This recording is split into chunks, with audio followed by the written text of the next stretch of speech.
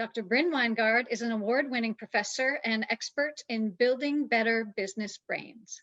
She specializes in explaining everyday work and life phenomena using the secrets of brain science, all with the aim of making her audiences happier, healthier, wealthier, and more successful. Her experience includes her formal education in neuroscience, psychology, marketing, and strategy with an MBA and a PhD, and over a decade of business experience in corporate marketing, working for Pfizer, Nestle, and Johnson & Johnson. She's also retained positions as faculty at Schulich and De Groot Schools of Business. Her clients are some of the world's top companies and organizations, including Coca-Cola, Google, Toyota, and among others. And we're pleased to have her here for our audience today to help us work wonders by providing brain-based techniques for increasing your motivation, your balance, and productivity at work and in all you do. Welcome, Brynn. Welcome. Thank you. Thank you so much, Teresa. Hi, everybody. It's such an honor and a pleasure to be here. I'm so excited to chat to you today about, as Teresa quite rightly mentions, it's really timely that we would have ways to think about our brain, to look at the newest brain science and use it to better our lives. And specifically today, we are talking about how to better our lives at work as we work from home, and therefore, of course, at home. And that's something that so many people tell me in my audiences, in my classes, in my followership. I get messages all the time, people saying, my work life and my home life, they collided. I am so distracted. I am so stressed, which of course, nothing like a global pandemic to set off the alarm bells of the brain, right?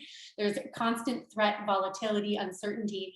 And so people were really feeling sort of, unmoored and lost in terms of how to do work at home. Now, almost a year ago, and it pains me to say that it was almost a full year ago, I did a very similar video with NSV. So if you're interested after this session, go to their YouTube channel and have a look at another one of the videos that we did. And that one was about how to maximize your brain power, something we call Boost Your Brain, a very popular keynote of mine. And I talked about some of my top line tips, tricks, tools, techniques for how you could, use your brain better, maximize very specifically your neurochemistry in order to be happier and healthier and better at what you do. And in that talk, I focused on the brain as a chemical system, right? One that is moderated and mediated by neurochemicals and by a circadian cycle and by a physiological system. And in that, we talked about the ultradian cycle, the fact that the brain does not work according to a circadian cycle. It works according to something much, much shorter. We talked about how that necessitates more breaks. So contrary to popular belief, your brain isn't a machine, it's not a computer. It needs a lot of downtime. It needs a lot of refractory periods. And so especially if we want to maximize the neurochemistry, we have to give it a break in order to be able to replenish that chemistry. And so we want more breaks, but shorter. I talked about eating properly and what to eat. So check out that video if you want to find out. Hydrating and how to do that. It's not as simple as just drinking water whenever. Moving more. This for me is just so critical, is the idea that I say movement is magic. Movement is also mental health. So very important. And when we've been stuck at home, a lot of people tell me I've been more sedentary than ever. I haven't been getting in my steps. It's harder to do my workouts. My kids take up all my time. I'm a teacher now too. All these reasons for making it hard to move, and I get it. And then practicing mindfulness and reprioritizing sleep. So we talked about all those really important things. And the reason I recap it for you is because I would be remiss to talk about work wonders, maximizing productivity, motivation, balance, if those weren't part of the key message. But I don't want to reiterate what's already on this channel. So you can check that out. And then today, what I have for you are 10 more tips. And I've divided them into 5 do's and 5 don'ts. For how it is that you can work wonders with using your brain. And the way that I conceptualize your brain in this work and this research, in what I'm writing now, is yes, as a chemical system and as a neurochemistry that's really important, but also as a tool. For you, for me, we are knowledge workers, most of us. And because of that, our brain is our predominant and most important tool for getting work done. None of us want to do more work. We don't want to spend longer hours, more time. We want balance back. We want to be able to get more done in shorter periods of time and be able to reclaim our motivation and productivity and our time and our life. And so that's what we'll talk about today, is those 5 don'ts, 5 do's. And I am going to start with the don'ts. And so when we look at, our brain as a tool, what is the thing that's sort of a top line don't, if you will? The first thing that I would say, my first don't, is to expect too much. I hear from so many people. I listen to so many of you. I get phone calls and emails and tweets daily of people that say, I started my day. I was really raring to go. I was so excited. I had all the stuff I wanted to get done. Especially at the beginning of the pandemic, people were like, finally, I get to work from home. I can get all this extra stuff done. And then invariably, people disappointed themselves. And what happens is, I sometimes say from a neurochemical perspective that disappointment is a disaster, because the minute that you have what we call an expectancy violation, so you expected a lot of yourself and then you only got a certain amount done, you got way less done, then what we see, that expectancy violation and that disappointment actually creates almost like a negative cocktail of neurochemistry, first of all. But second of all, then you start dealing with psychological effects like a decrease in self-efficacy, decrease in intrinsic motivation, a decrease in self-confidence even. And so when you walk into your day expecting to have way more done than is reasonable than you would normally expect of someone else, then that sets you up for disaster and for failure. And we don't want that. And I have a story. I was on a plane and I was, it was very late and I had come into Chicago for a keynote. And the driver, very nice man, he picks me up, and I'd already been on a couple planes that day, like United Airlines, you can't hope to have a direct flight. And so I get in and he says, listen, Doc, I could not wait to have you in my car. I need to ask you from a brain's perspective, what's the secret to happiness? And in my absolute pinch, and I'm exhausted and I'm jet lagged and I'm tired. And I said, the secret to success, the secret to happiness is low expectations. And at first he shook his head like that's a brain-based answer. But the truth is that, yeah, the lower that you, if you temper your expectations about how much you can get done, about what's reasonable to expect of yourself, actually you'll pleasantly surprise yourself. And that is what we're aiming for. Because if you can pleasantly surprise yourself, then you'll get not only more done, there's this amazing positive cocktail of neurohormones that start to circulate and everything gets easier. And so really tempering your expectations is the first thing. And I know right at the outset of the pandemic, so many people said to me, this is going to be great. I'm going to have unrequited hours. I'm going to be able to get everything I've ever wanted done.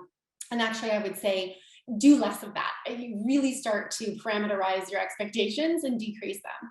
The second thing that I say in the don'ts category is to make limitless lists. So don't make limitless lists. It's a tongue twister, but the reason here is partly about expectancy violation, but it's also about what we call cognitive prioritization. And when what we have are these lists that are laundry lists, literally, of things that we want to get done, what happens is that we get overwhelmed. It's way too big of a chunk to chew. We don't really know where to start, so we don't start anywhere.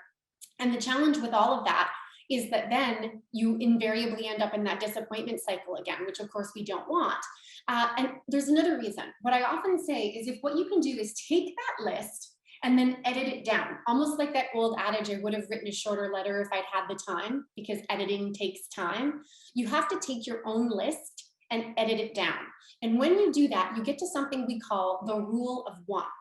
And that's that basically in cognitive psychology, we know that people can only manage and remember four plus or minus 3 pieces of information. And I'm here to tell you that in a world full of alarm bells, nothing like a global pandemic, like working from home, like the kids having to be homeschooled, the dogs scratching at the door, distraction is alive, nothing quite like that to make it 4 minus 3 pieces of information. In other words, you probably have cognitive bandwidth, cognitive capacity for one thing on your to-do list every day. But what is, I would say, is that as you go along, and you might have heard me say this before, as you go along your day and you do things that were not on your list, I encourage you to add them to your list and check them off. And the reason that we say that is because the dopamine surge that you get for even just that little check mark for having done something successfully and been able to say, yeah, I did that, job well done, me. that actually gives you a little surge of dopamine. And what we say in neuroscience is that a little bit of dopamine begets a lot of bit of dopamine. When you have a little, you want more. You want more and more hits of dopamine. And so if you can get little bits of traction, you can start to work your way up and be a lot more productive. However, think of your list as what's the one thing I want to do today that's going to go on that list. And in fact, your list should be longer by end of day than it was when you started off the day. Which brings me to the don't number 3. And don't number 3 is that we say with that one thing, don't start it small. Don't start your day with the small stuff. You've probably heard me say before, don't start with menial tasks. It's very tempting to start your day with administration and tidying and email and other little things. In what we think we're doing is that we are working our way up to the big task, to the momentum, to the motivation. But in actual fact, motivation, stamina, productivity, our energy, it can all deplete to zero throughout the day. And so you're much better off if what you can do is start your day with the big thing. So if we look at the rule of 1, what's that one big thing you want to accomplish today? And here again, you've sometimes heard that referred to, and I sometimes refer to it as the eat your frog for breakfast theory, right? The idea that Mark Twain said that if it's your job to eat a live frog, best to do so first thing in the day. The rest of your day shall surely improve. And the idea there is that if you start with the thing that's tough, you actually create a circumstance where you're so satisfied, your expectations are heightened now, you're happy, that neuro cocktail is working in your favor, you actually get more done. So you get more done to start with the tough thing and then work to menial tasks than to do the opposite. And so you want to expect less, but make it that one thing on your list and then start with that one big thing in your day. Well, then my 4th thing in the don't section is to overdo it on Zoom. And so really, this is a bit of a change, but what I heard from so many people when we first started this, and colleagues of mine would call and some of you would email me and joke with me about, well, I think I have to go to the plastic surgeon. I feel so self-conscious all the time. What we found out is that, Zoom itself, when it comes to meetings, the temptation is that, well, if I can't meet in person, I better use Zoom. And that's not true, because what we see from a neuroscience perspective in the literature is actually Zoom creates a self-consciousness. It creates a false sense sometimes of connectivity. And so the brain works to connect with other people through what's called the mirror neuron system. And that mirror neuron system, it doesn't work via Zoom. It's ineffective. It trips. And so as it trips and as it tries to connect with someone else and really see eye to eye, and the mirror neuron system is exactly as it sounds. It's just mirror neurons that try to mirror how someone else is thinking and behaving and what they're expecting. And that whole system just trips through Zoom. And some of that early literature in 2014 that came out with, when kids were using FaceTime a lot, and their depression and their anxiety went up, and their vanity went up, and then their actual self-confidence went down because they felt like they were constantly self-conscious, basically. And so Zoom definitely has a place. It definitely does. But I advocate picking up the phone, especially, these days if it's somebody you already know and you already have an ongoing relationship, great idea to just pick up the phone and connect, kind of less formally, right? Because we always say with email, it's documentation, not communication, less formally, but Zoom, and I'm going to talk more about technology in general, but Zoom definitely is one of the ones that stresses the brain, and it doesn't highlight the right parts of your brain that you want to activate when it comes to ensuring productivity, balance, motivation. And then number 5 under don'ts is to ignore your natural impulses. Now, if you saw the first talk in this series, we talked about the ultradian cycle. We talked about the fact that everyone's is a little bit different, that your brain works different than any other brain. I'm going to broaden it though, and I'm going to say that what I often hear people tell me, the feedback is, and certainly the science says is worst practice, is that you would power through when you feel uncomfortable, when you're feeling emotional, when you're feeling down, when you're feeling exhausted. You would just power through, marathon through it, mind over matter. I'm going to get it done anyway. I would say don't do that. And the neuroscience is real on this when it comes to the amount of cortisol, glucocorticosteroids, and other stress hormones that you start to circulate when you not only expect too much of yourself, but when your natural impulses start to kick in and you deny them, you actually create a very toxic neurochemical circumstance internally. And so honoring your natural impulses, and I'm going to say that includes emotion and it includes really the way that you feel about things, that is a very important thing, not to you really want to pay attention to it. It's really important. And so don't ignore those. That's your body telling you what it needs. And when you do ignore them, you create a stress circumstance in your body. And what we know is when you create a stress circumstance, it's very hard to undo that. Once you start circulating that cortisol, it's hard to stop that cycle and it's hard to rid yourself of that chemical. It takes a while, right? Your liver has to clear it out. It takes a while to circulate through. And it doesn't take much to create a stress response. So those are the don'ts. Don't expect too much. Stick to the rule of one. Make that list simple. Start your day with the big thing, eat your frogs for breakfast. Don't overdo it on Zoom. And do not ignore your natural impulses. You really want to honor your system, your body, your brain, and what it's telling you. Now, what are the do's? I have 5 of those for you today. What can you do that will work wonders to increase motivation, productivity? Number 5 is to mobilize your social brain. One of the more exciting things that neuroscientists have realized over the last about 7 years or so is that in the subconscious brain, in the parts of the brain that you don't have direct access to, about 80% of all processing of all networks is dedicated to social processing. And sometimes in my talks, I talk ad nauseum about evidence thereof, and I can prove it to you with fun little tricks and games. But effectively, your brain, you as a person, you're a social person, we're a social species. Your brain is very highly geared to social environments and contexts. And so really, mobilizing your social brain, sometimes through Zoom, but preferably over the phone, maybe through other, medium. And in this pandemic, it's hard to get together physically, but 6 feet distance is also okay.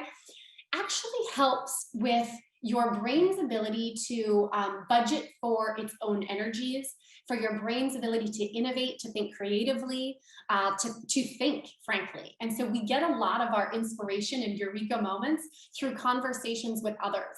And this, of course, is why like Google and a lot of the big tech companies pre-pandemic, why they started creating like office lists, just hoteling spaces and a lot more communal spaces, because they wanted people to interact, because the more social they were, the more innovative the company became. And so we want to mobilize our social brain, negating it, staying isolated, not honoring the fact that we are social, and that a lot of our decisions are social and a lot of our creativity hinges on social interactions, then that really doesn't help us much. And so we want to be able to be more social as however you facilitate that. It's a good idea and it will help you at work. It will. I often joke that, the best thing to do is make friends at work. Why? All the research shows that people don't slack off when they have friends at work. They work harder. They like their job more. They're more invested. So don't do, mobilize your social brain. Number 2 under do's is to identify and communicate your boundaries. I'm always surprised I don't talk more about this. This is really important. It's important neurocognitively to know that your boundaries are being honored and that they are being communicated and that people know what they are and respect them, because it directly plays in to not only how much obvious, energy you have and how much patience you have for people. And then, this plays into the social brain in terms of how well respected you feel at work, at home, in life. Your boundaries are really important. And some people say to me, I feel like if I tell people that those are off limits or that's not good, that they're going to see me as weak or difficult to work with. I think there's a way to communicate it in such that you are standing up for yourself. And if you stand up for yourself, it's almost like we say in like life saving, right? You can't help someone else if you're drowning. If you are drowning yourself, you can't save someone else's life. And it's very similar at work. And as we try to accomplish things, you need to know what your boundaries are. You need to communicate them. And then you can monitor for whether or not they're being respected. A lot of conflict between colleagues is in fact what we call boundary transgressions. But often those boundaries weren't communicated in the first place. And so there was a boundary transgression, an expectancy violation about how you would get treated, and then you got treated differently but it wasn't communicated. And so a lot of that tacit, implicit thinking need be explicitly communicated between colleagues. So that's number two, and it does play into the social brain piece. Number three, and this is the temptation with wanting to be social, using your social brain, turn off the tech. The do's, turn off tech. It's so tempting to want to, get together on Zoom or to spend more time on Zoom because we feel, rightly, it's intuitive to think that there's a richness to the media that is Zoom, but actually tech and all tech has a devastating effect on our stress healing response through the ultradian system. And I know I talked about that in the other video about effectively, it's possible to flatten that ultradian cycle. So you're just spending all your time in stress response and you're not healing. And so, in order for your brain to heal itself and to have proper refraction and to have proper ability to replenish and rest, tech is really important to turn it off at some point, to have freedom from it. There's another reason. We say when we work from home that, when your home is your office, you never leave, right? You never leave the office. And at first that seemed exciting to people, and now it's so draining. And part of the reason is because people tell me they're on Slack, they're on Teams, they're online all the time. That email etiquette that used to be like 5 o'clock, wrap up, get on the train, get in your car, go home. Now it's family time. People have started to bleed into evenings and weekends and early mornings. So tech is part, and limiting tech is part of respecting and knowing your own boundaries and giving your brain the due opportunity it needs to replenish. Number four is, of the do's, is to use habit formation to your advantage. Your brain, what neuroscientists often say, you've probably heard before, is that the neurons that fire together, wire together. And your brain is actually predisposed to hardwiring everything that it can. And the reason for that is because it wants to be the most efficient tool for you that it possibly can be. And the way that it is more efficient is if it can predict future behavior. And so by the time your brain has seen something twice, what it tries to do is hardwire both the response and the behavior and the stimuli so that ultimately it doesn't have to think. It can relegate that to subconscious low energy processing. When we have this opportunity, it's a rare one, to be able to redesign our workday. We're at home, we can get up early, we can stay late, we can take a nap during the day, we can work out, not in the morning because that's the only time. You could work out at 4 p.m. You really have the opportunity right now to completely redesign your day. And the advantage there isn't just about creating your own boundaries and your own expectations in your own workday, but the advantage there is truly about creating new habits that then your brain will hardwire in. And so a really good example, everyone knows, everyone sees in my calendar, every day at 4 o'clock I work out. My day is done, my thinking brain gets to turn off, I work out at 4 o'clock. And most people think that's, why wouldn't you work out in the morning? Well, my best energy has to be spent thinking and using my brain as a tool. And so because of that, I don't give my best energy to the treadmill. I work out later in the day. But because I've done it so habitually, it does create a hardwired circumstance where now every day at 4, that's what my brain wants to do, whether I like it or not. It's me time and it's mental health time. And so it's a really good opportunity is to use your brain's predisposed propensity to hardwire everything to create new habits. And this is the opportunity to do that. And then finally, number 5 under do's is one of my favorites, is to declutter your space. And I know so many people, especially at the outset of the pandemic, said, oh, I have been clearing out, closets and drawers. My house has never been tidier. But one of the truths about being decluttered is that it is not itself a project, it's a process. In other words, it's a way of life. It's not something you do once, it's something you continually do. And you might think, well, why would you care, right? Why would a neuroscientist care about that? All the research shows that physical clutter, especially in your workspaces, equal mental clutter. And a lot of people will say, no, but I have like piles of stuff that's organized, so I know what it is. It's an organized mess. No, not according to the research. That doesn't hold.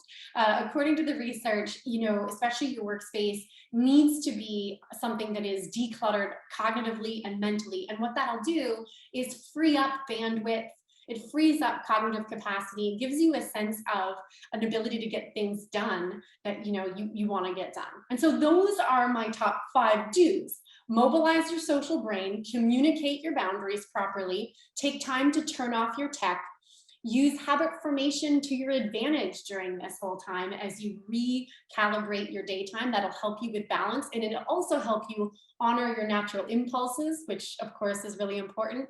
And then finally, declutter your space, which I have a huge passion for, because I'm what I call a militant minimalist. But I get rid of everything that we don't absolutely use and need, and I donate it and I make sure it has a good home. But the idea there is that less is often more, especially in our workspaces. So those are my 10. Thank you so much for having me and for listening. Thank you, Teresa, again for the lovely introduction, and for all of you for tuning in. I hope these were helpful, and I'm very, very happy to take questions. Thank you so much, Brynn. I have been wildly writing down your top 10 tips and taking it all in. Thank you so much. We do have some questions that have come in, so I'm going to jump right into those. Awesome. We've got Liz, who says, you mentioned Zoom fatigue is exhausting, but what are your thoughts about engaging with clients in using something like Zoom, especially if you're in a sales role versus on the phone? Because with Zoom, then you can see facial expressions. Is that a good way to engage with clients? Yeah, is this Liz Boutillier, I wonder? Either way, thank you for this. Yeah, it's a great question. I've done whole keynotes on this topic. What we say, and I can show it to you, but what we say is that if you have an ongoing relationship with them, with that client through sales, in a sales capacity, better to pick up the phone, because it's better to have them, able to kind of reflect and hear your voice. In a lot of ways, making them feel kind of like self-conscious and on is not helpful during, if you put it this way, if you have a really good relationship, anything will do. If you don't have a great relationship, though, that's when I say pick up the phone. And there's another reason for that, and borders on a whole different topic, another keynote of mine about persuasion and influence, something we call neuroselling. But what we talk about, what the research is showing, is that if you want to persuade someone, so let's pretend that the person that you are referring to, your focal client or any one of them, you're trying to persuade them to do something they're not currently doing, or they don't necessarily want to do. They don't want to be witnessed being persuaded, because it is a self-conscious, vulnerable space is to be in front of a camera, especially for people who don't do it for a living like I do or like Teresa does. It's not fun for them to feel that vulnerable or to feel that self-conscious, and they definitely don't want to feel self-conscious while changing their minds, because if you change your mind, which everyone does all the time, changing your mind is a vulnerable thing to do, and they don't want to be witnessed doing it. And so what we say is, if, as an example, the relationship isn't so good that you know what their decision is, then I would say pick up the phone in this case. I would steer clear of both Zoom and email. Why? Because you cannot tell tone over text. And so that's just why so many emails get miscommunicated and misinterpreted and misunderstood. And you know yourself in corporate, especially, where you'll see, all of a sudden a BCCCC snowball nightmare of people who have somebody's taken something the wrong way through email. And so I say, in that case, then telephone is your friend if you don't know them really well. If you know them really well and they're your client, anything will do. You can use Slack for that matter. You could use messenger systems, text message even. But basically, yeah, you want to maximize how much information and tonality they get from you without making them feel self-conscious. So in that case, I would say use the phone.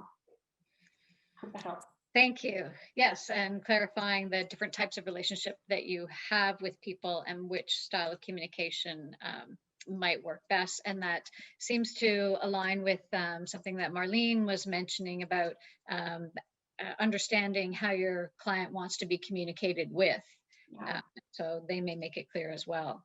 Yeah, it's a really good point. Mm-hmm. We have a question from Brian about breaks. You talked about taking shorter breaks or taking short breaks. How long should they be to maximize the impact? Or is there a certain rhythm to a day that can work well?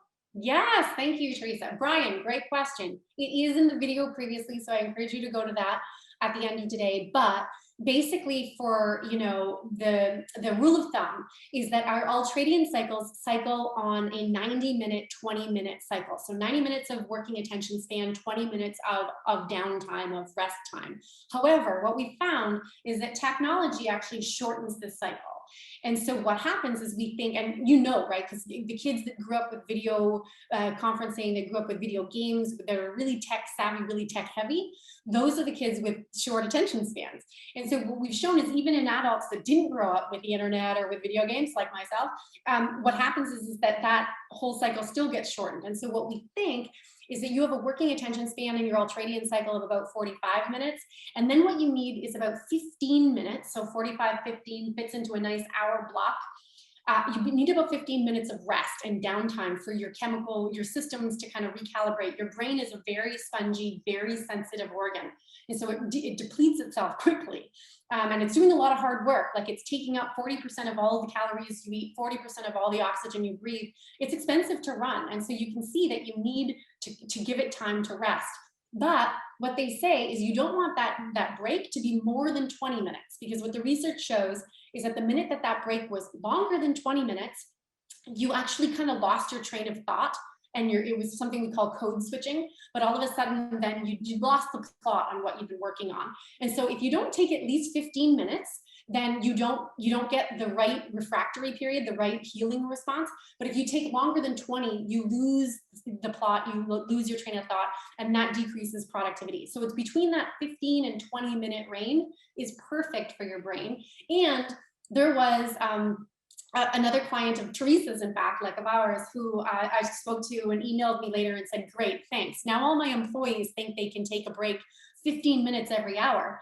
Well, yeah, actually, in knowledge workers, we need a lot more breaks than physical workers. So if you and I were working on a factory line, our bodies are good without making mistakes for about 8 hours or so, give or take.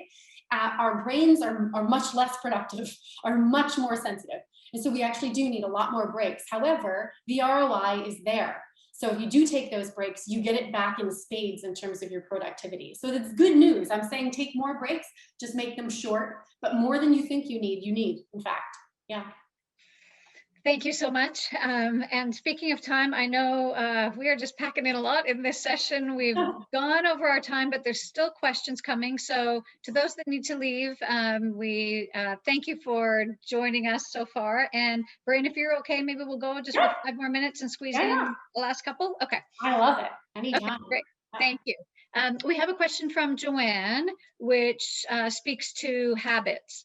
So you spoke about creating good habits, but can you speak to how to break bad habits to help you maximize your productivity and your mental health? And one thing she references is tech addiction, especially in younger students. So she works with students and seeing a lot of addiction to their tech, their Netflix, their phones.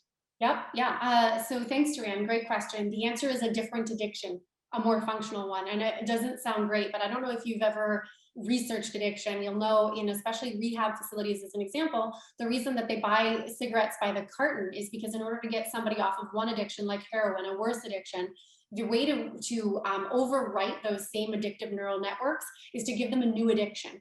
And so then they give them cigarettes, and then it's easier to wean them off of cigarettes than it was off heroin. I mean, that's the theory. It's the same with tech. It's the same with our kids. We have to give them something new to connect to, something new to focus on, something new to do with those neural networks. Despite what it feels like some days when you can't find your keys, our brains are hardwired to hardwire everything. They're not hardwired to forget. And so that's why we can't forget that we absolutely love name thing that you're addicted to, your cell phone, your, heaven forbid it be heroin, but like that's heroin addicts, it's heroin. I mean, that's the idea, is that your brain is hardwired to want more of what it wants, and it doesn't forget wanting it. Neural networks don't work that way. If they did, I could go to any trauma person ever and say, okay, magically you're going to forget that trauma. Magically you're going to forget an addiction. You can't. You can't rid the brain of all the ways too, by the way, that it multiply stored its addiction, that it multiply stored that information. So the only way to overcome that, it takes time and patience, but basically is to give them a new addiction in lieu of the old addiction. What that is will be different for every kid, every person, right? Like if you don't want to watch as much television, some people love to read, other people would never want to do that, as an example. So you might give one kid a book, you might give another kid a soccer ball. But that's the idea, is that, yeah, you're overriding one negative addiction with a different addiction, but a more positive or pro-social addiction. Great, thank you so much. We have a question from Donna around multitasking. So many of us think that we can multitask effectively. Can it really be done? No, thank you, Teresa. No, it can't. So many people have heard me say this. The new multitasking is single tasking and focus. Cognitive deliberateness, really important. Multitasking actually doesn't exist. So I'm going to tell you that your brain is what's called a serial processor. It's not a parallel processor. Another way that your brain is just not like a computer. Computers can do two things at once. Your brain only does one consciously. And so because of that, when you try to multitask, what you're doing is something called code switching. And that code switching isn't just stressful and anxiety producing, but it actually has a refractory period. And that refractory period is anywhere from nanoseconds to 15 minutes. And it depends on the task and the day and the person. But basically, and they did the research, you can Google it, it's been time and again, but basically that people who try to multitask stress themselves out, increase their stress hormones, decrease their satisfaction, decrease their sense of self-efficacy, decrease their self-esteem. I mean, it's terrible. So single tasking, no multitasking. Okay. Would you say, is there any advice that you give to different age groups, or do your do's and don'ts apply no matter what age group you're in? Oh, it's such a good question. And my original research was on the aging brain. Yeah, brains are different through the life course. They're different also at different life stages. So, Joanne's younger students are in a different life stage than in your core nesting, procreating range, between like 25 and 50 kind of thing. And then 50 plus, there are different truths and realities. One of the things that I will say, there's so many differences, so I can't get into all of them. I would say, yes, universally, everything I've told you holds for every age bracket. At the same time, what I would say is that, contrary to popular belief, or the thing that a lot of my core audience will come and ask me about or has a challenge with, is they say, like, I feel like I have like geriatric ADHD. I'm finding it harder and harder to pay attention for long periods of time. True story. Actually, at the neurocognitive level, you start to be able to inhibit distractions less. And it's a call to action for those of us who work from home and have kids and dogs scratching at the door and partners who need something, mailman, banging around. What you need is to be able to really give yourself the opportunity to work alone, not be distracted. The truth is we're very likely to get more and more distracted as time goes on. And technology is not helping that either. And so the more that technology, we call them, digital natives. But if you're not a digital native, which I am not, if you're older than me, then you are not either, which means that technology is also a distraction and creates that code switching and creates stress hormones and etc. So yeah, I have so much to say on the topic, but universally, everything I said is true. The one thing I would say, call to action for as we age, really giving yourself the opportunity to focus and to have unconcerted work time that's not distracted, because it's harder and harder to weed out distractions neurocognitively. Thank you. Okay, we've got one last question, inspired by Monica, and it's about motivation. So you've given us great do's and don'ts, and sometimes, though, it's hard to find the motivation to make those decisions. And she's using the example of decluttering. She'd love to declutter, can't find the motivation to do it, feels overwhelmed, and just freezes and doesn't take action. So what's the best advice you can give us to take action on some of these do's and don'ts?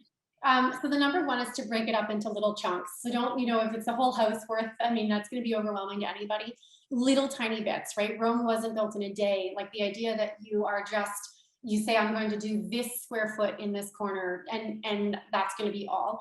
And so I call it chewable chunks in some of my lessons and learnings and keynotes, but that's the idea, is that you break it all up and then you just tackle little bits at a time. And that's part of the habit forming, is that you say, well, every day at 4 o'clock, I'm going to do 15 minutes or 20 minutes or half an hour or this square footage of decluttering, or of any big project, because procrastination is real.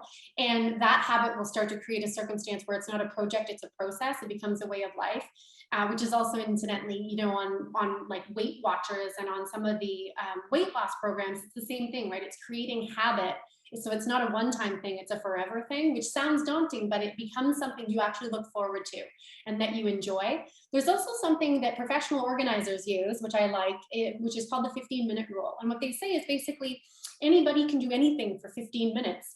And your brain, knowing that there's a time limit, will embark on it willingly, knowing that, like, even if it's running on a treadmill, which you might loathe, or decluttering a space which you're not looking forward to, you can do it for 15 minutes, and that's all you've got to do. And at the end of 15 minutes, you're done. You don't have to do any more, or you get a really long break, or you get a cookie, or you get some other reward. And so if you can motivate yourself that way, to just say it doesn't all have to be done right away. And it's part of my don'ts, right? Honoring your natural impulses, so important. Like if it's really causing you psychic anxiety to have to declutter anything at all, do even 15 minutes of it, you can't fathom it, that's when you outsource it. Like you might get a professional helper, or your kids, or pay your kids to do it. I don't know, someone else though, because we don't want to risk creating more stress. We want to create a circumstance where you feel self-efficacy around having done it, satisfaction around getting the job well done. You know, you're creating a habit because it just becomes part of your system. And part of the reason I advocate for habits is because then it's not so daunting. It's not something that has to be done once and it's this huge barrier and it's this huge project. It's just something that happens naturally through the due course of a day in little tiny increments. You know, and it's that those incremental things create big changes ultimately and big shifts later. So that's my advice: is if it's too stressful, get someone else to do it, but otherwise little tiny bits at a time. Thank you, Brynn. And you used the phrase job well done, and certainly that applies to you with our session today. I can see. Thank you for having me. Yes, I can see the chat. Very informative presentation, 2 thumbs way up, very inspiring. So thank you again. And we will send out the recording as well as a summary of the top 10 tips. And we'll also include a link to the previous session that you were referring to. So thank you again, Brynn. Thank you. Thanks, everyone. You have certainly, you've helped us work wonders from home. And thank you to those who joined us and stayed with us throughout. We are here to help you find great speakers for your next events. And hopefully Dr. Brynn is one who can help your team. Our next session will be 2 weeks from today, and keeping with our mental performance theme, we'll be hosting Jean-Francois Menard, mental coach to business leaders and Olympians like Michael Kingsbury, Tessa Virtue, and more. We hope you'll join us when you receive the invite. Stay well, keep finding those silver linings, and we'd love any last comments in the chat. Thanks all.